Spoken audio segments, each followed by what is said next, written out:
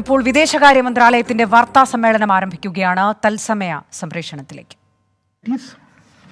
The advisory that has just been issued by our embassy a little while ago and also by us on the need for our nationals to leave Kharkiv immediately is on the basis of information received from Russia. We would urge all our nationals to leave Kharkiv immediately to the safe zones or further westwards using any means available, including on foot, and keeping safety in mind. Now, moving on to the western side or the western borders of Ukraine, you would have seen the advisory put out today morning by our embassy in Warsaw regarding the movement across the Poland-Ukraine border. Indian nationals were advised to head to the Budomier's border point for a relatively quicker entry into Poland, avoiding the Sheni-Medica border crossing that continues to be congested. I'm happy that that is actually working out quite well and more people are leaving through that. Of course, those who do cross the border on their own can directly proceed to a reception point on the Polish side that was indicated in that advisory. We are also trying to make arrangements for shelter and food in towns near the borders and requesting students not to go to those borders directly, as we said over the last couple of days. Now, with the arrival of Indian officials at the Embassy of India's Lviv office, this process will be strengthened and we should be able to assist people crossing the borders. A mechanism for issuing emergency certificates to those who have lost their Indian passports has been instituted. I think this will also help many Indian students. Evacuation through Slovak Republic and Hungary border crossings also is proceeding steadily. But we urge students there also not to reach the border points, for example at Chop, directly to avoid these long waiting times. They are requested to coordinate with our teams and follow the advisories. I'm happy to share that evacuation through Moldova is also picked up, particularly after our team at Chisinau has become operational. From Moldova, evacuees are taken to Bucharest to catch the Ob-Ganga flights. On the border areas, as well as in capital cities of Ukraine's neighbors, I mean Bucharest, Budapest, etc., our teams have made arrangements for food and accommodation for evacuees till they depart from India. With the large number of flights that are now being organized, this period will shorten and hopefully soon they will be able to leave for India once they have crossed the border. Prime Minister's special envoys have reached the countries neighboring Ukraine, and you've seen the information on that, and are coordinating efforts firsthand there, and we will be sharing information on that also. I mentioned about our embassy, and I had received a few queries on this issue.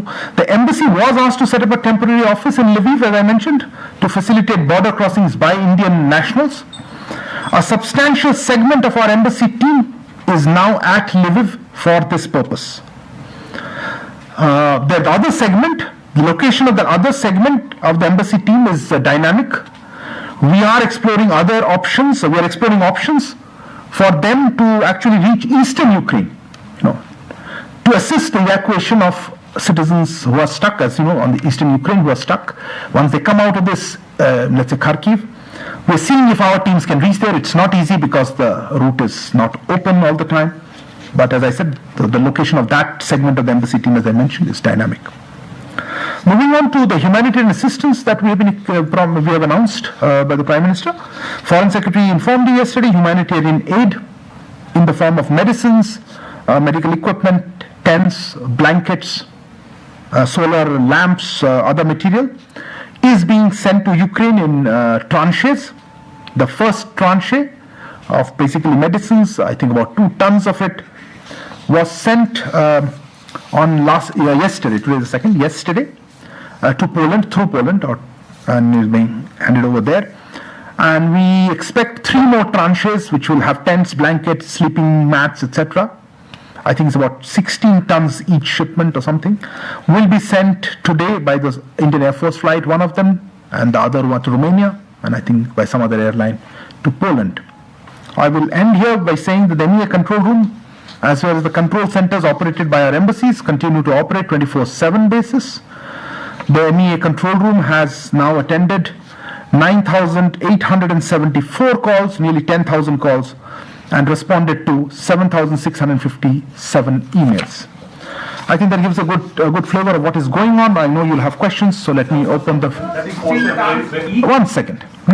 The portion wherein it said, Please, microphone. बोला है कि भारतीय छात्रों को Kharkiv छोड़ने को कहा गया, काइंडली उसको हिंदी में बोलो। जी जरूर।